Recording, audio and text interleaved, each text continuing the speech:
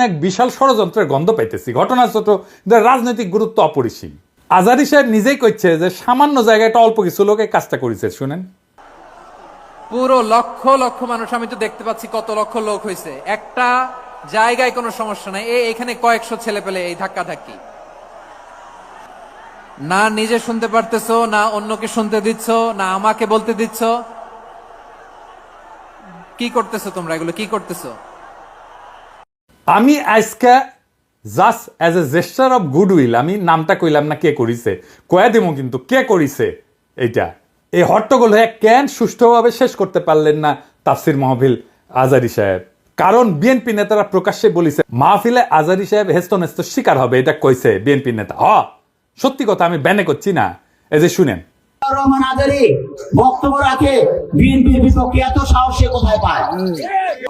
আপনি এই জামাতের পক্ষে কথা বন্ধ করেন, নাহলে দেশের মানুষ যেভাবে আপনার এই যে মাহফিল করে, মাহফিলে কিন্তু আপনি হ্যাস্ত শিকার হবেন এই মুসলিম লীগের কারণে। কারণ এই মুসলিম লীগ কিন্তু বিএনপি কে পছন্দ করে, এই মুসলিম লীগ কিন্তু অন্য সংগঠনকে পছন্দ করে। কিন্তু আল্লাহর নামে স্লোগান দিয়ে, ধর্মের কথা বলে, মাথায় টুপি লাগিয়ে, পাঞ্জাবি পরে বিএনপি কে বকবেন না আপনি, তাহলে কিন্তু হ্যাস্ত শিকার হবেন।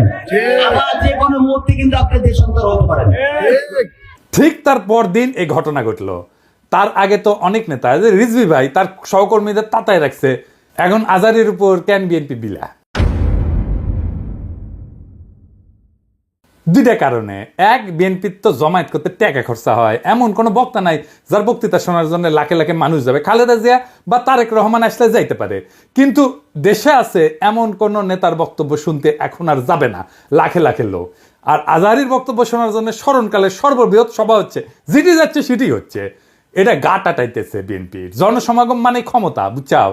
আমাদের ভিডিওর ভিউ গেলে ক্ষমতা, আমাদের পোস্টের লাইক শেয়ার ক্ষমতা, এই ক্ষমতাকে বিএনপি চ্যালেঞ্জ মনে করিচ্ছে। আর দুই নাম্বার, ইন্ডিয়ার ডরায় জনপ্রিয় ইসলামী বক্তারে, এই জন্যই তারা চড়াও হয়েছিল মৌলানা দেলাওয়ার হোসেন সাইদের উপরে। আজারি সাহেব ইভেন বিগার থ্রেট তাদের জন্য বড় ভয়, কারণ সংঘবদ্ধ মুসলমানে তাদের ভয়।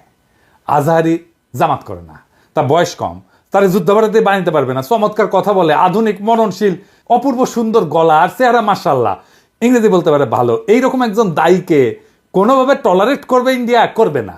এক বেকুব তার মাথার দাম ধার্য করেছে, শুনেছেন? শুনেন,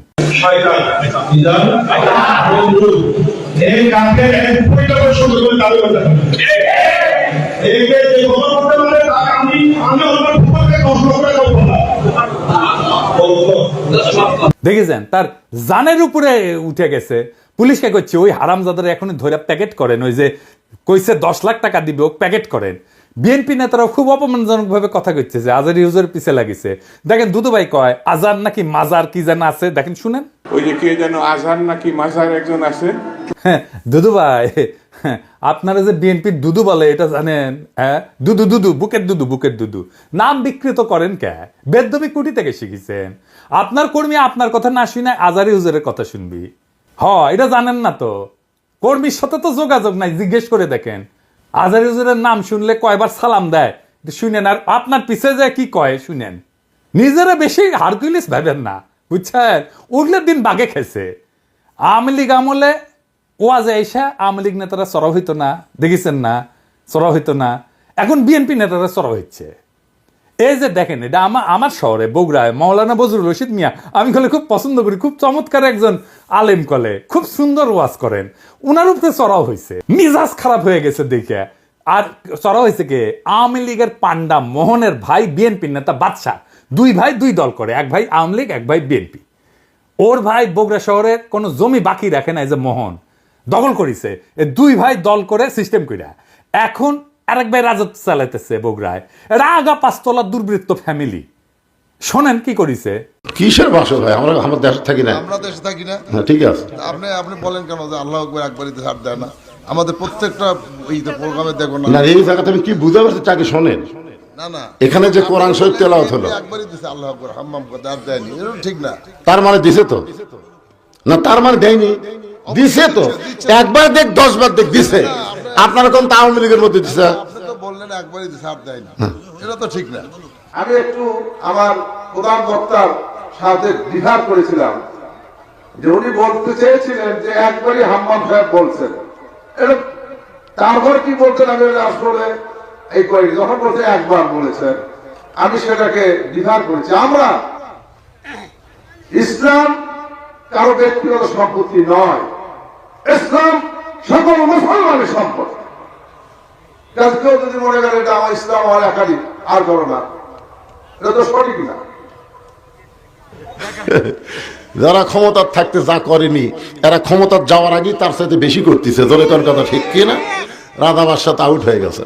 তো মাহফিলে যারা যাবেন, কোন রাজনৈতিক নেতা যদি আলেমের সাথে বেদবি করে না, একেবারে পায়দা ফেলাবেন, পারমিশন দিলাম, আমার নামে যেন কেস দেয়, আমি কয়ে দিছি। আর হুজুরেরা আপনাদের বলি বেদবি নিয়েন না। আপনারা কোন আক্কেলে এই সমস্ত রাজনৈতিক দুর্বৃত্তদের ওয়াজের মঞ্চে আপনাদের পাশে বসতে দেন? ওদের সেই যোগ্যতা আছে আপনার পাশে বসার? পাবলিকে তো আপনার ওয়াজ শুনবার এসেছেন নাকি? ওই গুলো ক্ষমা দেখবার আসছে, তা তো আসে নাই। আমি দুঃখিত, মুখ খারাপ করলাম, হুজুর বেয়াদবি মাফ করে দিয়েন, কিন্তু এ তো মেজাজ খারাপ হয়ে যায়। তো আপনি কেন ওগ্রে পাশে বসান কেন? আপনার ওয়াজের জমায়েতের ফুটেজ খাবার আসে, ওই হারামজাদা নিজেরা দেখলে তো পাবলিক আসবে না, কথাও কবার পারে না। আপনার ওয়াজের জমায়েতের ফুটেজ খাবার আসে, এটি এসে সে দেখায় যে আমি মেলা বড় নেতা। এগুলোর পাত্তা দিবেন না, দাবরানি দিবেন, সাইজ হয়ে যাবে। ওয়াজের দিন তারিখ যেদিন ফাইনাল করবেন ওই সময় কয়ে নেবেন মঞ্চে, যেন কোনো রাজনৈতিক নেতা না উঠে। এই হারামজাদাগুলো সেকুলার সাজে, কয় যে ধর্মকে রাজনৈতিক উদ্দেশ্যে ব্যবহার করা যায়। তুই উঠিস কেন ওয়াজের ইয়েতে? তুই রাজনীতি করিস তো, তুই ধর্মকে ব্যবহার করিস কেন? তাইলে তুই উঠিস কেন ওয়াজের স্টেজে, মঞ্চে? কোনো রাজনৈতিক নেতারা বক্তব্য দিতে দেওয়া যাবে না। ওরা কয় না নির্বাচনে আসেন, রাজনীতিতে আসেন, কয় না। হ্যাঁ, এই যে দুদু ভাই কইছে, এই যে শুনেন, ভাইরে রাজনীতি করবেন স্বনামে আসে, আড়াইলে আপনার লেগে রাজনীতি করেন। এবার কইবেন তুই এটা ওয়াজ কর, নিজে নিজে কর, দেখি দেখি হাউ মেনি প্যাডিতে হাউ মেনি রাইস, পারিস নাকি দেখি। আগামীর বাংলাদেশে রাজনৈতিক দুর্বৃত্তদের ঠাঁই নাই। হাজারো ছাত্র জনতা এমনি এমনি তাদের জীবন দেয় নাই। আমরা নতুন রাজনীতি চাই, আমরা নতুন কণ্ঠস্বর চাই, আমরা ফ্রেশ জিনিস চাই, সেকেন্ড হ্যান্ড মাল না। ইনকিলাব জিন্দাবাদ।